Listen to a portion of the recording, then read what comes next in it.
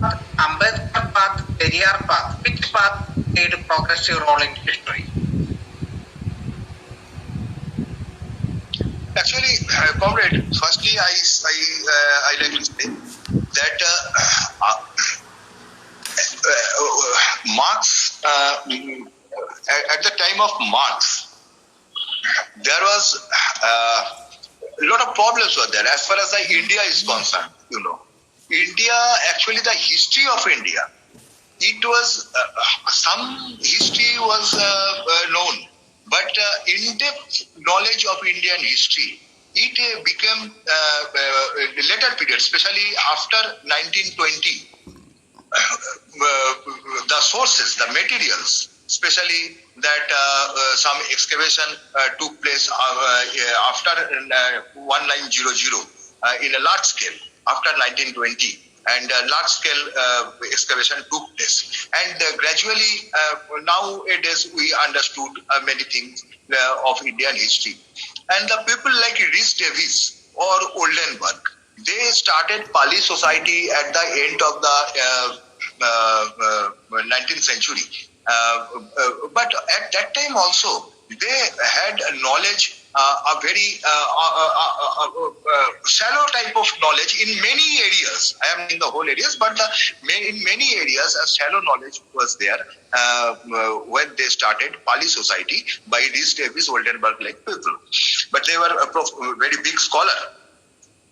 But Marx, who died 1883, so he could not get that much opportunity to study the Indian history because the material was not available at that time, largely because I am talking. That is another part of the discussion. That is another part of our paradigm. That after Sankara, that this Brahministic upsurge in India, especially not only the North India, but including the southern part of the country also, the upsurge of Sankara. Sankara came from Kerala.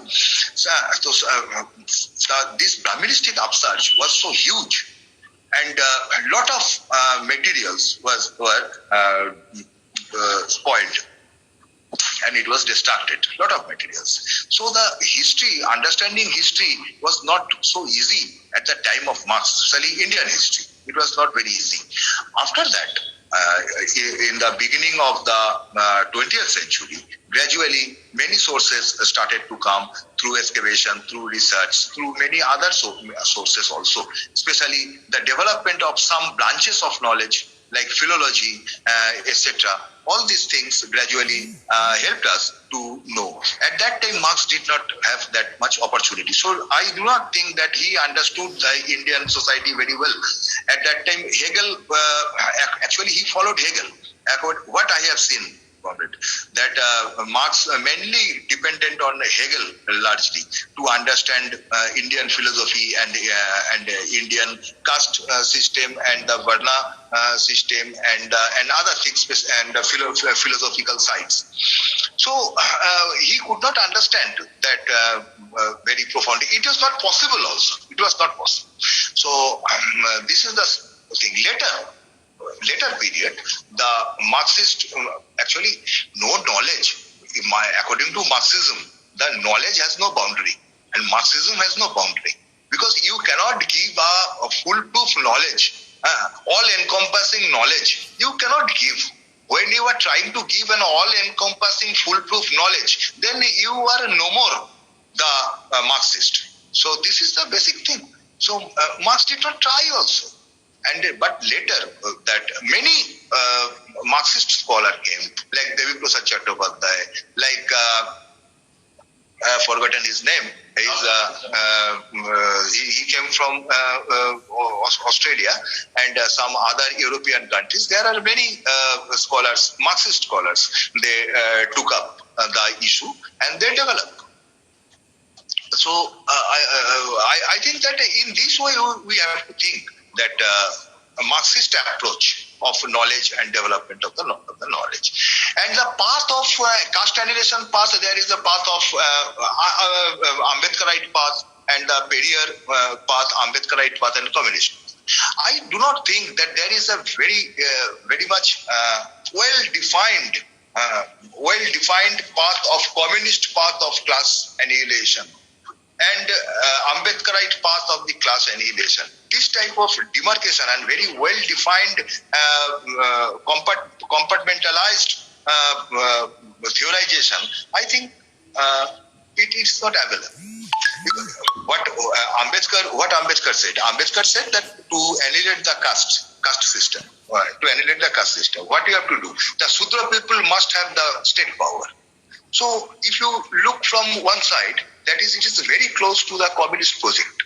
Communists also said the same thing, that if the working people, working masses, they do not have the state power in their hand, you cannot do anything.